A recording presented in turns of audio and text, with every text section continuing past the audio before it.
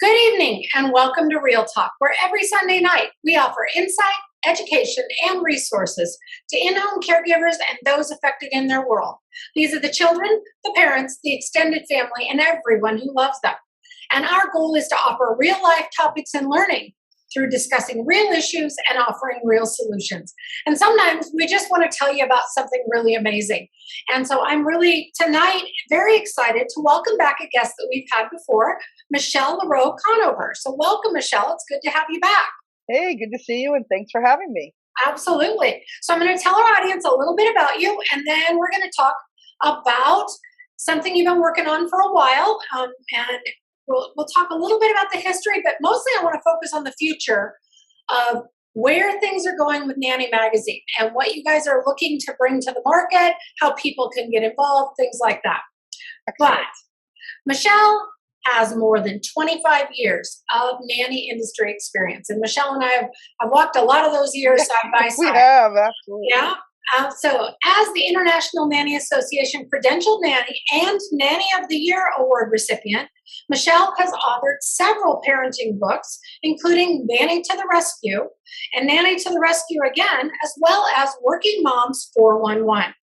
Michelle has served as executive director of the International Nanny Association and currently serves as the executive director of Morningside Nannies, an award winning nanny agency, and serves as the managing partner at Longhorn Leads LLC, where she manages a portfolio of nanny related websites and businesses. And if you don't know Michelle in person, you might think, holy cow, how does she do this all? But she's probably one of the most driven and forceful people I've ever met in this industry in terms of getting things done and accomplished. So if Michelle says she can do it or she's going to do it, it happens. She is called on as a nanny and parenting expert, a content contributor, a product reviewer, and a consultant for a variety of major brands, and has been featured on television, on the radio, and in print. Michelle has received recognition from the U.S. Department of Labor for her significant contribution to the National Occupation Network Data Collection Program, boy, that's a mouthful, where she shared her expert insights into the nanny industry. To educate the next generation of nannies, Michelle launched nannytraining.com, where she serves as the lead educator. Her formative course, offered exclusively in partnership with Nanny Stella Inc., is the only U.S.-based, cash-endorsed, customized qualification for nannies. And that's a mouthful, but we've got a similar award from them. Ours is just geared towards newborn care specialists. So I get it. And as if that wasn't enough, Michelle is also the publisher and editor of the industry's premier trade publication, Nanny Magazine. And we're going to talk about Nanny Magazine tonight. That's what we're going to focus on. But before we jump into that, you also have 4 other somethings in your life, 5 other somethings in your life going on. Can you share just a little bit about that with our audience so they can know you a little better? Certainly, we grew our family unexpectedly, not planning. I thought, hey, I have a great background in childcare as a nanny. I have a lot of tools and strategies and working with parents, and my husband works in the medical field, and we thought, kids were older, we could get into foster parenting, and we're what you call failed foster parents. So we adopted 2 children last year, ages now they're 2 and 3. So we kind of have 2 separate lives going on. With the older kids, Abby's now 14, and you walked beside me, and many of our friends did, is when I had her years ago, and Luke's 11, and then Simone and Trey, and then we have a little baby we're fostering too, who's 10 months old now. So it is nonstop. It is busy. It is fun. I love that I got to work all my kinks out on everyone else's kids, and now I apply them to what we're doing here, and just the knowledge and tools and experience from being a nanny, and the kind of nannies that that are in our peer group. It makes such a difference in quality care. Quality care makes a difference. And personally, one of the children we adopted was a shaken baby, something we teach about, something you hope to never encounter in person. And to see the miraculous transformation from high quality care, and to have doctors look at brain scans and say, like, this doesn't match up with what we're seeing in terms of recovery, and credit that to optimal care is something that I'm really proud of from, from a work perspective, from a mom perspective. Hard sometimes you put on your mom hat, you're like, oh my gosh, you're doing so great. And you put on your work hat, you're like, oh, holy crap, you got a problem. So Mhm. walking that line, but having that knowledge, those resources, and when he was little, I could call you up and I'm like, this isn't a normal brain. What can I do? And you walked me through some hard times sleep training a baby with some challenges. But we got there, and he's doing fabulous. So you wouldn't know now by just by looking at him, but to be able to put that knowledge and experience and expertise to work and see it play out is truly a miracle. Yeah, it has. It's Yeah, been fun to watch that. Of course, when he yeah, was little and he wasn't officially yours, you couldn't show me pictures, but you could ask questions and I yeah. could That's provide one of the information. But to be able to see those pictures now that he's yours yeah, and really see how he's thriving is amazing. yeah. So So yeah, it's true. yeah, so you've got a lot on your plate Not and got going to be on. super organized to make that all happen. Yeah, One of the things that you've done in the past, just the most recent past, is you essentially took over a publication that was going to shut down. So give yeah. us a brief history of kind of where Nanny Magazine was, when you took it over, and then let's talk about your vision for the future of Nanny Magazine. Sure. I think we all became familiar with Nanny Magazine, quite a few years back. Jennifer Kuhn had developed that, and she had made the circus and made some great inroads, in our conferences and the educational events that we do, and Nanny Palooza and those types of things. And she'd done some really great networking. She really put together a nice resource for nannies. But those things are hard to sustain. As we know, we're still an industry that's new to investing in professional development because it's not required. So whether it's training, whether it's publications, it's still a learning curve for nannies to understand the value of investing your resources, time, and energy in those types of things when they're not required. And so after years of doing that, things kind of went in a different direction for her, and it was time for her to let it go. She wasn't going to be continuing the magazine, and when I heard about it, it was certainly like this was one of the things like I had to have. I had to do this. I had to save it. And why did I want to do that? Because I felt that there was such value to having a publication that was really for nannies, not having content that was adapted to nannies, if that makes sense. Mhm. And the vision that I had for this was more than, I didn't really want a magazine where there was recipes and crafts and those types of things. I really wanted to push it towards a trade publication where there was, scientific information from experts about brain development, about trauma. We just did an issue on trauma care, how to work with parents who have survived trauma, things that were specific to our industry, science addressing, child development topics, industry specific information, tax, payroll, contracts, best practices. One of my favorite columns that we do is a day in a life, and we feature nannies from all over the world. We've had them from Africa, from Ecuador, from everywhere, from the U.S., Canada, and just like, what is it like to be a nanny? What does it mean to be a nanny in these different environments? And really providing some resources for nannies and agencies and families to, take part and subscribe, but really to give them some tools that they can apply, practical information that they can use in their day-to-day work. That's really outside of kind of the fluffy, fun craft and art things, but it's really like 10 strategies to deal with something, 10 ways to handle a situation you have, how to make yourself presentable in an interview where you stand out on the top. And, we've featured your article several times. One we have coming out, or we just had come out, was like, why does newborn care training benefit just an average nanny?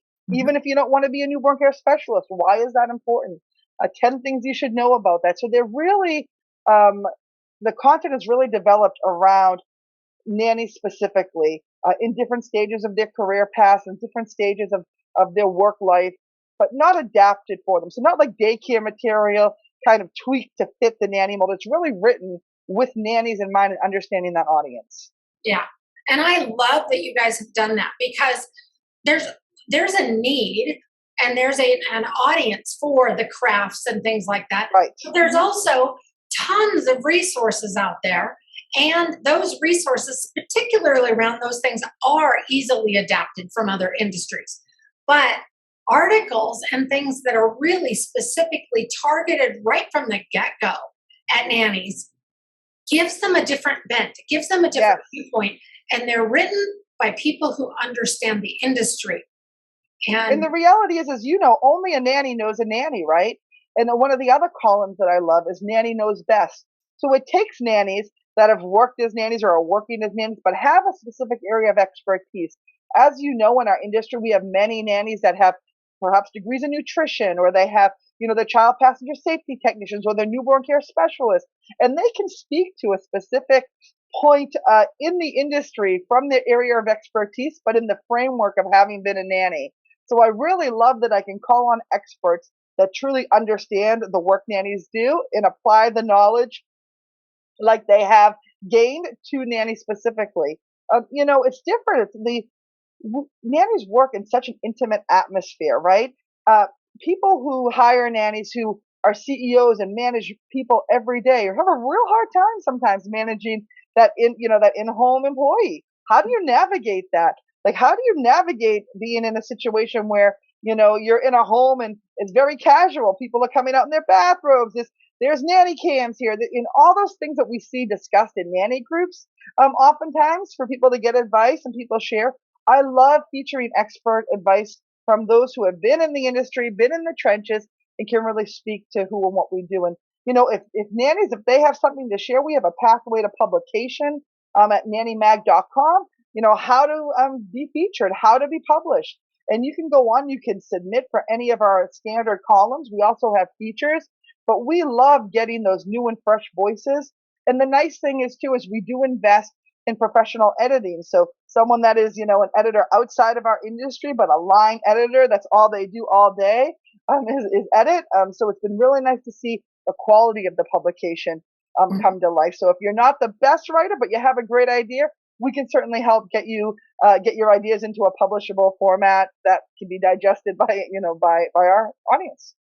so if I'm hearing you right, Michelle, because I've contributed to the magazine, I Yeah, don't know, 2 or 3 or 4 times now, I don't know. But if I'm hearing you right, excuse me, somebody doesn't have to be like me. They don't have to be an educator. right. They just need to know their topic and have something that is of interest to the industry as a whole, or And even a specific niche of the industry, right? absolutely. And sometimes we've done features on like travel nannies. We have a nanny that contributed a story once who was traveling to a job. So she was a destination nanny and she had gotten off the plane and she had noticed men following her and how she handled that. So it was her story of like, here's 5 lessons I learned for traveling on your own to like things you need to know before you do this. And that's really not, you know, she's not an expert in the field, but this was her experience. And she was able to take some actionable tips and strategies that can benefit our readership and was able to share that. And we got a lot of great feedback on that. Things you don't think about, you know, when you're, you know, how she learned now whenever she exits, you know, the airport, you know, to scan the area, to have a set system, to have a contact person, like things that she had learned from that experience. Mhm. So you know, if you have a specific area, some nannies work with multiples, some nannies, you know, they travel, I had a nanny submit the other day. She's working on an article about how she uses tarot card reading in her workplace. Now, that's not something that I do. That's not something I'm into. But I found it very fascinating that this was something that she does and that she talked to her employers about it and they read energy. And, you know, I just found it, you know, intriguing. And hey, you know, let's share what nannies are doing and how they're being successful in their workplace. You know, certainly like anything, you know, what people submit isn't always reflective of myself and of the advisory board, and we certainly have those disclaimers. But definitely interesting, especially people around the world. We had one nanny that was from a third world country right in, and how she co-sleeps with her charge. That's like part of what she does. That's the culture there. And when we shared the article, it was just interesting. We had to kind of like you know explain the context of that, but that was part of her job. She shared a room, shared a bed, with her charge, and it's been fascinating to just learn about nannies and the role they play in families in different parts of the world.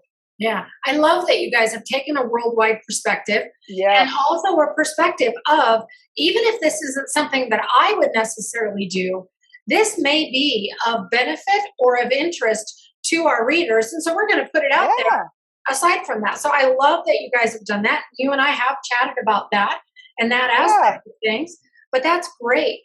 Um, right now, Nanny Magazine is a digital magazine. How often does it come out? It comes out 4 times a year. Now, Okay. I would love to have a print publication, but the reality is that to print one print publication costs more than a year of a digital, subscribership. When you're talking about small publications and you're talking about high quality print, not just, photocopy, like you're talking about something that's truly right presentable, the cost is quite expensive. And Mhm. unfortunately, the market just won't bear that right now. Nannies, sometimes I'll get 2 or 3 that'll be like, I'd love this if it was in print, but the reality is to invest in that kind of subscription, we just haven't seen it. That was one of the reasons that Nanny Magazine, I think, had some struggles before, was because they were print at one point and then the mailing and et cetera. I'd love to do it. It would be a dream to do it, but the reality is it just doesn't make sense for this point in time. Right. And the reality is, whether we like it or not, some of us are going kicking and screaming, but we are in the digital age and things are just going to get more and more digital. That's And true. so being in that format, already will make it easier for you moving forward. And that's what I want to talk about now is where do you see Nanny Magazine going from here? What are your visions, your ideas? What does your board want? One of the things that I would really love to see is at some point in time, there being like, I think we had talked about this as an advisory board, which I'm grateful that you're part of. And we had talked about it when we had just started the magazine. Like my husband's in radiology. And one of the things that they do as a tech in their magazine that they get is that they have an article and that they have, a quiz at the end of the magazine. And that counts towards their, professional development, their continuing education credits that they have to maintain. So the nice thing about Nanny Magazine is that it complements the work that we're already doing with nanny training because we do view the magazine as a professional development tool, right? So if there's a way, once we get to a point, the industry, people forget that nanny education is still new, right? We're still kind of from the beginning of that bell curve. We haven't quite peaked yet, and some of us are ahead of the curve, which is hard, right? Because Mhm. everyone else hasn't caught up. But in the future, I'd love for it to be a means of continuing education for nannies. I'd Mhm. love, like to continue featuring nannies from all over the globe, from places we haven't heard of, and learn, what roles nannies play in families across the globe. I'd love to use it as a means to increase quality care. And I'll tell you, it was very interesting, and I think you'll appreciate this. One of the things that we did at Nanny Training that ties into the magazine is that we partnered with this company that had approached us for a specific partnership for not a big partnership for an event, a parallel partnership in terms of doing some training in a third world country. So we had done this training, and the training was so like compared to what we would call basic training in America, it was so even more simplified, like explaining what a clean water source was. Mm. So in some parts of the world, like that's new information in terms of training, right? So the basic level of this train, like it like broke my heart. It excited me at the opportunity to, to educate, but to see like the difference, right, where we are, was just mind blowing. Mm. And as we continue to feature nannies across the globe and in different places, and see, what nannies are doing, and we're learning about what the standards of care are. I'd love to be able to use a magazine to continue to bring up that, accepted standards of care on a worldwide level. So I do think the magazine has a place for really playing a role in professional development for those nannies that may not be able or willing to really invest in ongoing training at a deeper level, but who can do bite-sized bits and pieces on their commute. If they're in New York City, can pull up, on their phone and read an article. And then for nannies in other countries, it's funny, they still have access to all these digital, avenues, and we're seeing them access the magazine, and they're enjoying it. They're learning new things, but to really be able to raise that standard of care is what I'd see, in the future as an avenue and a tool to do that, and to really empower nannies, right, to be the best they can be, to be that for some nannies as a springboard on why you need further training, how to get further training, where to look for further training. Right. One of the things that we just did a few months ago, we put out was an industry calendar, right, an industry education calendar. I just pulled all the dates together, and I mean that that article, it was just really a calendar of events. Got so much feedback, and it was shared so widely. I was like, it's all in one place for information. So again, it's like really to be an industry tool that's global and that can help raise the bar for the kids who are cared for by nannies, and for nannies to empower them to be the best they can be. Yeah. Now I love all the things that you're doing. And I actually saw that and loved it when you put that out and Yeah, sent you a little shout out. Thank you too, because you yeah, posted our event on there. yeah. And I think there's just so many things that you want to do. And I love that the heart of it always is to serve the nanny community. And so I'm excited to see where things go in the future. We're almost out of time, but before we wrap up, is there anything final that you want to share with our audience, or one last thing that you want to tell them about Nanny Magazine? Or Yeah, I mean, nannymag.com is the website. There's a bunch of free content up there. You can find one of my pieces that we did on, are you a mandated reporter? What does that mean? That was one of my favorite pieces that I wrote because it really, we worked with a guy named Ronald Ma who had presented back when I was, working with INA. He had done a conference, and I reconnected with him, and he really helped me put together a piece that's let's not just look at the legal, are you a mandated reporter in your state, but let's look at that from different perspectives, from a moral, ethical perspective. And then let's look at how that impacts nannies who may live in a home of the family where they work. And when you work, how does that impact decisions that you may make? So that was a real powerful piece. So that's on the website, freenannymag.com. And then, you can subscribe. It's really $21 a year. We try to keep it, affordable because we want nannies to access it. So if you haven't subscribed, check it out. You can buy single issues, you can subscribe, you can check out free content. If you really want to see us, send me an email. I'll give you a copy to check out. But it's worth reading and it's worth supporting because we want these resources to be available to nannies. And we want them to take off, but it does take the support of the industry to keep them going. So support Nanny Magazine, check it out, subscribe, contribute, be part of this movement to continue to be a publication resource for nannies.